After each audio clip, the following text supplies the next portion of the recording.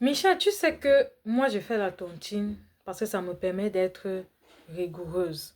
Ça me permet de vraiment mettre mon argent sans blaguer avec. Mais laisse-moi te dire quelque chose. Faire la tontine est une très bonne chose.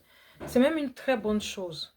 Mais est-ce que tu sais que tu peux être ta propre tontine en épargnant tous les mois? Supposons que tu entres dans une tontine en janvier 2026 et tu dois bouffer ou alors comme on dit dans le jargon de la tontine, c'est toi qui ramasses en décembre. Tu cotises 100 $ tous les mois, n'est-ce pas? Maintenant, en décembre 2026, tu vas bouffer 1 200 $. Et si tu prenais ces 100 $ là, que tu te mets dans la tontine, que tu commençais à mettre ça dans un compte d'investissement, est-ce que tu sais que à la fin, en décembre 2026, où tu dois prendre 1 200 $, tu vas te retrouver avec plus de 1 200 $.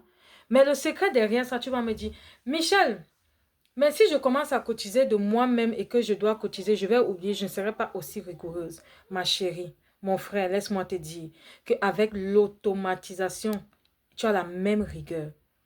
1,1 sera toujours plus grand que 1. Pense-y.